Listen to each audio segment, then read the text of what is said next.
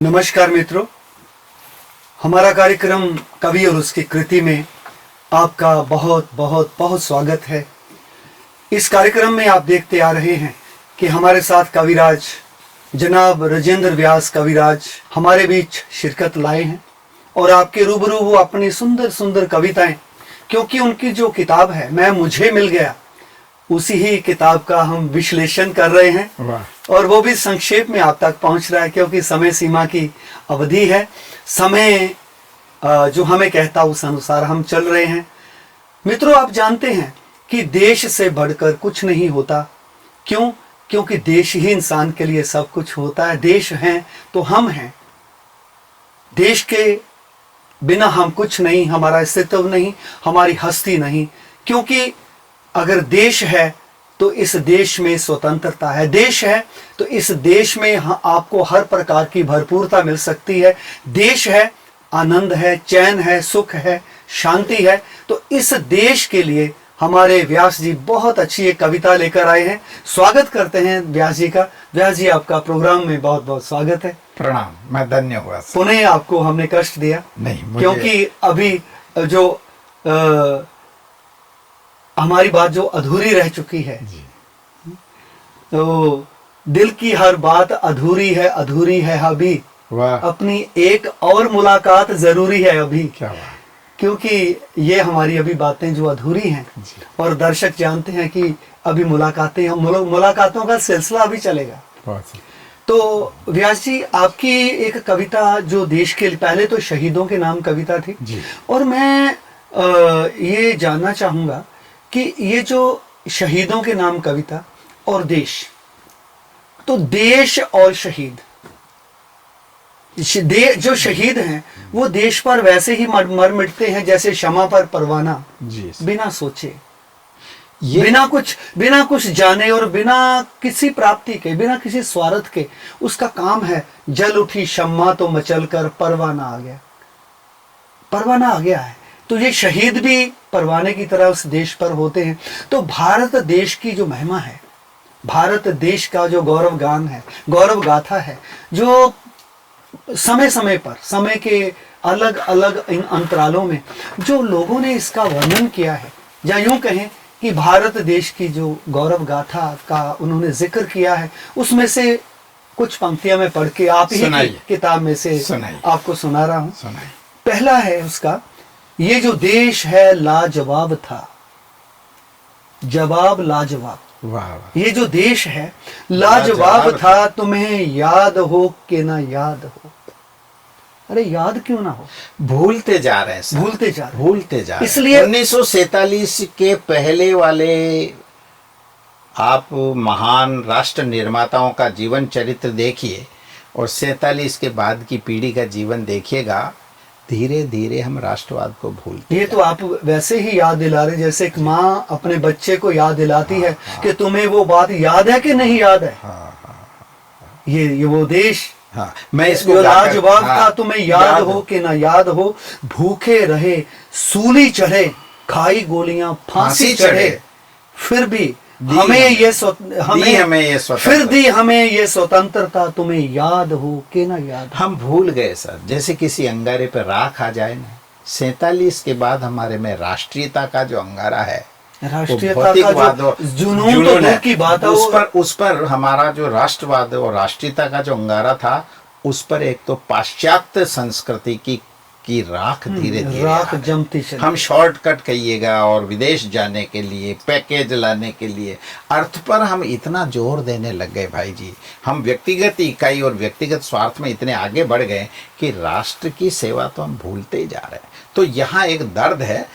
सुभाष चंद्र बोस ने कहा, तुम मुझे खून दो, मैं तुम्हें आजादी दूंगा। मैं थोड़ा उसमें संशोधन करता हूँ, आप मुझे समय दो, मैं आपको सत्संग दूंगा। मैं बताऊंगा अगर आप मुझे सुनोगे कि मेरे हृदय में इस राष्ट्र के लिए क्या पीड़ा। देखिए, गीत गा के सुनाता हूँ। ये जो देश, ये जो देश है आज का लाजवाब था। पहले नजर लग गई सर हमारे देश को, सोने की चिड़िया कहते थे। ये जो देश है लाजवाब था, तुम्हें याद हो कि न याद। तुम्हें याद नहीं है, मुझे याद है इसलिए दिला रहा हूं। ये जो देश है लाजवाब था, तुम्हें याद हो कि न याद। व्यास जी, ऐसा होता है कि एक जगा हुआ इंसान ही हमारे हाँ, ब्रह्मा कुमारी में जो ये- ये पूर्व संस्था प्रमुख थे दादी जानकी, वो कहते हैं जो जगा हुआ वही जगा वही सकता। जगा सकता, वही जगा सकता। तो आप उन्हें याद दिला रहे हैं क्योंकि जी। आपको याद है। भाई विवेकानंद ने भी तीन ही कहा था, उत्तिष्ठ, जागृत और चल पड़ो। जागो, जागो, उठो और चल पड़ो, ये जब- तीन फेज है। हम भूलते जा, हम जागे हुए भी सोए हुए सोए हैं हुए। इस राष्ट्र के लिए। तो दूसरा बंद जब आप इसका मेरे से सुनोगे, बहुत प्यारा बनता। पहले इसे पूरा करते जी। हैं प्रारंभ से। हाँ, हो गया। ये जो देश, जी, ये जो देश है लाजवाब था, ये जो देश है लाजवाब था, तुम्हें याद हो। इसमें करुण और आर्त स्वर आया। आप समझ रहे हैं, आप म्यूजिक के हैं। तुम्हें याद हो कि न। अब क्या याद दिला रहा हूं, बंद सुनिएगा, बोलिएगा पंक्ति, फिर मैं गाता हूं।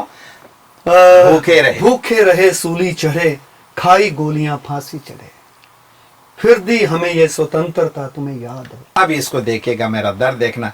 भूखे रहे सूली चढ़े, वो जो जिन्होंने खून दे करके आज़ादी दी। मैंने पहले भी कहा कि हम इस आज़ादी को अवेयर नहीं पा रहे। नई पीढ़ी से मैं गुजारिश करूंगा। भूखे रहे सूली चढ़े, खाई गोलियां फांसी चढ़े। भगत सिंह, सुखदेव, ये लोग हैं।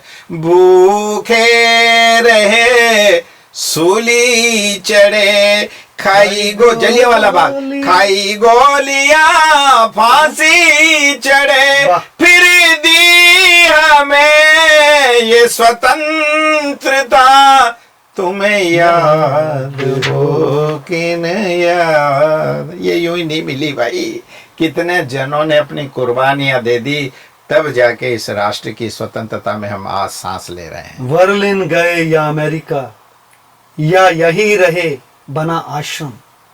आश्रम की बात नहीं, हाँ, बताता हूँ। आश्रम आश्रय से, जी, जिसे ब्रह्मा कुमारीज बना।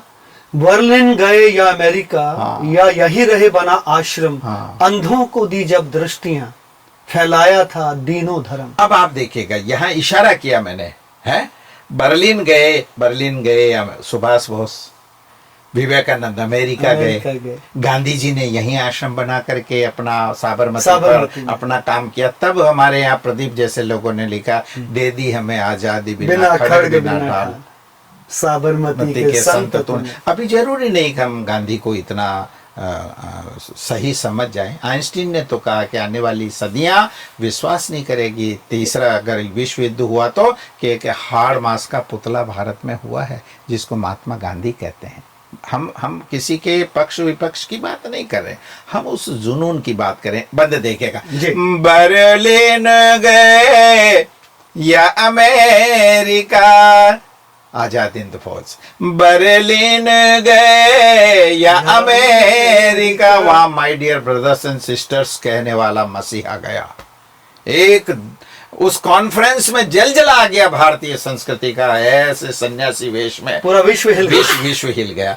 बर्लिन गए या अमेरिका, यही रहे बनाश्रम, अंधों को दी तब दृष्टियां। अरे स्वतंत्र करो देश को, ये दृष्टि, अंग्रेजों के गुलाम, मुगलों के गुलाम, हमने कहां गुलामी नहीं की है सर। तब आया उनकी आंखों का ऑपरेशन किया, बिल्कुल किया कि आप लोग देख क्या रहे और देखना क्या। जी, अंधों को दी तब दृष्टियां, फैलाया था दीनों धर्म। देखिए आज ब्रह्मा कुमारी इसका विश्व के कितने राष्ट्रों में ये एक अजीब ही प्रकार की आध्यात्मिक आर्मी, ये स्पिरिचुअल आर्मी देखिएगा। पुनः यहाँ एक एक सैनिक सादे वेश में पुनः उस आदि सनातन धर्म की स्थापना हो, स्वर्ग की स्थापना, खोया हुआ बिल्कुल जो हमारा गौरव है हाँ। वो पुनः उस भारत देश का लौट रहा तो है। ये इस बंद को आपने बहुत प्यार से सुनवाया, मैं इसकी स्थाई एक बार जी। ये जो देश है लाजवाब था, ये जो देश है लाजवाब था, तुम्हें याद हो कि नया। अब तो याद आ गया होगा कि इस देश को वापस लाजवाब बनाना है। व्यास जी, देश के प्रति जो कृतज्ञता होती है इंसान के अंदर, हर भारतवासी के अंदर, वो मैं समझता हूँ हम किसी भी भाषा के हों, रंग रूप भेष भाषा चाहे अनेक हैं। बहुत अच्छा, कितनी ये अनेकता में एकता की वर्तमान समय अति आवश्यकता है। आप भी इस परिप्रेक्ष्य में क्या कहना चाहेंगे? मैं यही कहना चाहता हूँ व्यक्ति से कि जैसे समष्टि का इस व्यष्टि में, यानी पूरे ब्रह्मांड का जो प्रयोग है वो उस पिंड में हो जाता है। स्वामी, अगर एक व्यक्ति भी जागरूक रहा ना, एक व्यक्ति भी, तो पूरी कायनात और विश्व को बदल सकता है। और हमारे ब्रह्मा कुमारी इसके ब्रह्मा बाबा ने तो ये परिवर्तन करके दिखाया ही है धीरे धीरे। और वो देखिए वो जो एक मशाल जो सिंध हैदराबाद से जो एक मशाल रोशन हुई, वो धीरे धीरे पूरे विश्व को अभी उसका अज्ञान अंधकार दूर कर रही है। तो क्या ये कम बात है कि भारत पुनः पूरा विश्व भारत को एक बड़ी समर्थ नजरों से देख रहा है कि ये हमारे लिए देखेगा भाई जी, क्योंकि कोई भी उपलब्धि बिना परेशानियों के और विपदाओं के नहीं होती है। कोई भी संस्था ने, किसी भी आश्रम ने कितनी क्यों कि ईश्वर जिसको चमकाना जाता है उसको रगड़ के साफ करता है। एक गाय का बच्चा बछड़ा होता है ना, उस पे जवेर होता है, गाय उसको बहुत निर्ममता से चाट के खून निकाल देती, इतनी सफाई करती, तब हम उस बछड़े को गोद में लेते। तो क्या इस गंदे हो गए राष्ट्र को, हमारी मूल्यहीनता वाले समाज को ये महापुरुष आकर के, इनके साथ बड़े अत्याचार होते हैं। जो समाज को सही दिशा देने का, परिवर्तन का काम करता, सत्य पे चलता, उसको सर अपने ही लोग बहुत दुख देते हैं। बाहर की बात छोड़िएगा, लेकिन वो मशाल जला के रहते हैं और विपदाएं उनके लिए वरदान बन के आती है। तब ये पीढ़ियां अपने ये भी कोई युग पुरुष होते हैं व्यासी। मैं तो ये समझता हूँ कि ऐसे लोग भी युग पुरुष होते, ऐतिहासिक पुरुष होते हैं जिनको ना अपना कुछ स्वार्थ होता है, ना उनके लिए परिवार कोई बड़ा मायने रखता है। अन्यथा हम आप जो हैं, हम छोटी छोटी मुश्किलों में या छोटी छोटी जरूरियात में अपने परिवार का हित देखते हुए देश को दूसरे नंबर पे रखते हैं। या यूं कहो कि देश की भावनाएं, वो राष्ट्रीयता उसमें कहाँ दूर दूर तक कम नजर आती है।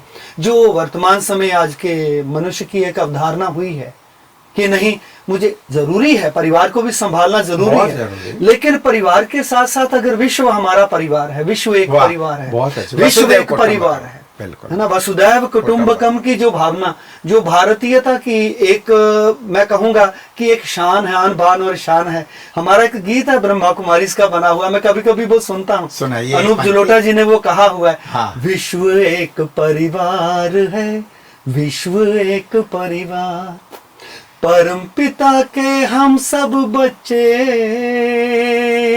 हो, वाह, परम पिता के हम सब बच्चे, घर अपना संसार है, विश्व एक परिवार है।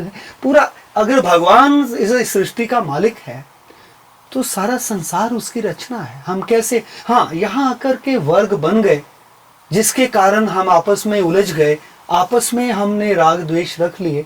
अन्यथा जो भी इंसान है, जब उसकी रचना है, श्रेष्ठ रचना है भगवान की, तो वन गॉड वन फैमिली का, ग्लोबल फैमिली का जो फार्मूला भारत पूरी दुनिया को दे रहा है, देगा प्रभु देगा। इसीलिए तो आपने अभी कहा ना कि जब भी यदा यदा धर्मस्य ग्लानिर्भवति, सही है, जब जब समाज और राष्ट्र डगमगाते तो किसी महापुरुष का अवतरण होता है। और हमारा तो मूल ग्रंथ ही भारतीय संस्कृति का श्रीमद् भगवद गीता है। चलिए व्यास जी, आपकी कविताओं की गहराइयाँ और आपकी स्वर की ऊंचाइयाँ ये हमारे दर्शक बखूबी सुन रहे हैं, खुश हो रहे हैं। और मुझे लगता है कि दर्शक बहुत बहुत आपको दिली दिल, मन ही मन धन्यवाद दे रहे होंगे। आप हमारे इस प्रोग्राम में आए, आते रहेंगे और ऐसे ही अपनी सुंदर सुंदर देशभक्ति से सराबोर कविताओं को गुनगुनाते रहेंगे। पुनः एक बार आपका फिर धन्यवाद, स्वागत, बहुत बहुत आपका स्वागत।